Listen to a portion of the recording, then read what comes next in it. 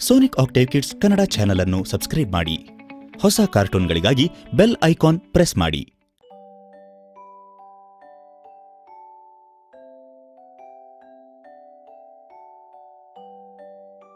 ಈ ಕಥೆಯ ಹೆಸರು ಮಾಯಾ ಚಪ್ಪಲಿಗಳು. ಮಾಧವಪುರ ಎನ್ನುವ ಒಂದು ಹಳ್ಳಿಯಿತ್ತು. ಆ ಹಳ್ಳಿಯಲ್ಲಿ ಸುಧೀರ ಎನ್ನುವ ಒಬ್ಬ ಗೋಪಾಲಕನು ಇದ್ದನು. ಅವನು ತನ್ನ ಹಸುಗಳನ್ನು ಮೇಯಿಸಲು ಹಳ್ಳಿಯ ಹತ್ತಿರವೇ ಇದ್ದ ಮೈದಾನಕ್ಕೆ ಕರೆದುಕೊಂಡು ಹೋಗುತ್ತಿದ್ದನು. ಒಂದು ದಿನ ಅವನು ಹೀಗೆ ಸುತ್ತಾಡುತ್ತಿರುವಾಗ ಒಂದು ಹಾವನ್ನು ತುಳಿದನು.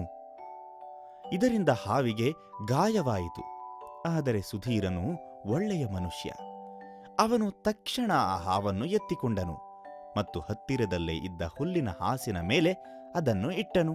ಅವನು ಸ್ವಲ್ಪ ಹಾಲನ್ನು ತೆಗೆದುಕೊಂಡು ಬಂದು ಆ ಹಾವಿಗೆ ಕುಡಿಸಿದನು ಮತ್ತು ಅವನ ಬಳಿ ಸ್ವಲ್ಪ ಔಷಧಿಯ ಸೊಪ್ಪುಗಳು ಇದ್ದವು.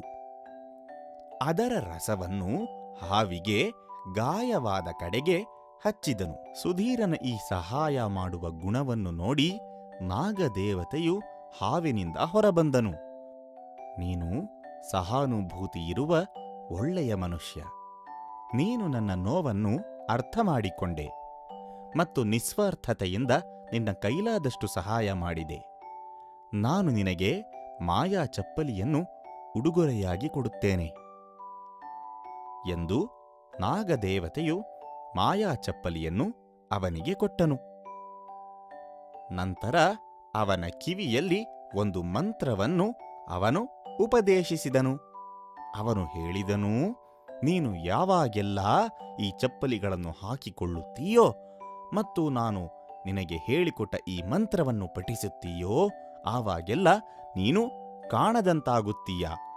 ಯಾರಿಗೂ ನೀನು ಕಾಣುವುದಿಲ್ಲ ಮತ್ತು ಈ ಚಪ್ಪಲಿಗಳು ಯಾವತ್ತಿಗೂ ಹರಿದು ಹೋಗುವುದಿಲ್ಲ. ಹೀಗೆ ಹೇಳಿ ಅವನು ಮರೆಯಾದನು. ಸುಧೀರನು ತನ್ನ ಹಳ್ಳಿಗೆ ಹಿಂದಿರುಗಿದನು.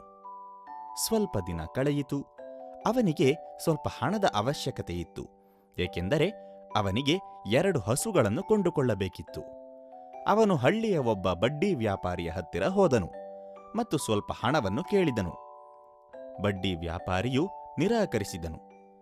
ಸುಧೀರನಿಗೆ ಬೇಸರವಾಯಿತು ಮತ್ತು ಅವನಲ್ಲಿ ಹೀಗೆ ಹೇಳಿಕೊಂಡನು, ಈಗ ನಾನು ಏನು ಮಾಡಲಿ?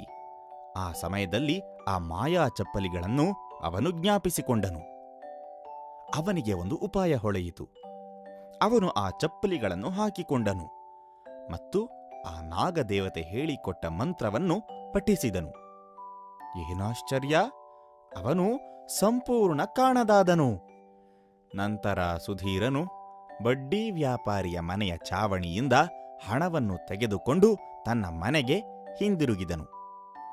ಆ ಮಂತ್ರವನ್ನು ಪುನಃ ಪಠಿಸಿದಾಗ ಪ್ರತ್ಯಕ್ಷನಾದನು.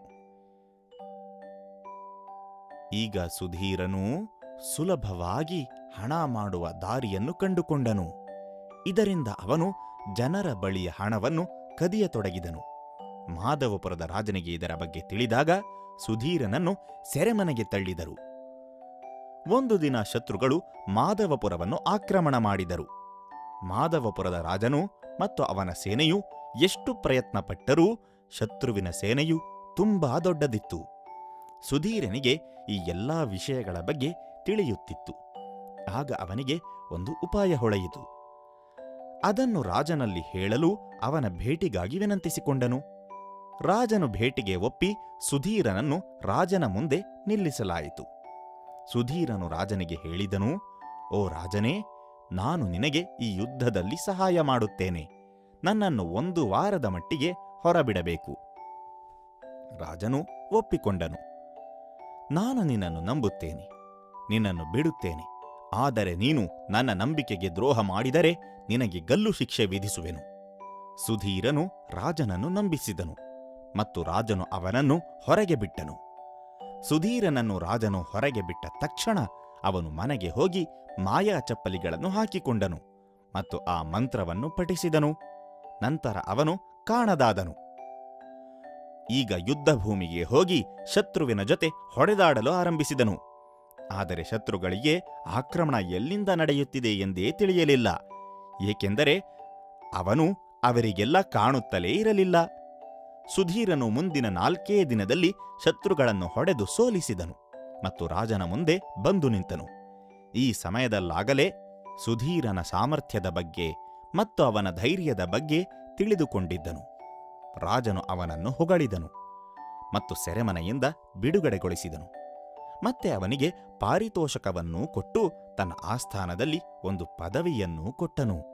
ಈ ಕಥೆಯ ನೀತಿ ಏನೆಂದರೆ, ನಾವು ಯಾವಾಗಲೂ ನಮ್ಮ ಶಕ್ತಿಯನ್ನು ಒಳ್ಳೆಯದಕ್ಕೆ ಉಪಯೋಗಿಸಬೇಕು. ಆಗ ಅದು ಸಮಾಜಕ್ಕೆ ಉಪಯೋಗವಾಗುತ್ತದೆ. ಆದರೆ ನಮ್ಮ ಸ್ವಾರ್ಥಕ್ಕೆ ತೃಪ್ತಿಗೊಳಿಸಲು ಇದನ್ನು ಬಳಸಬಾರದು.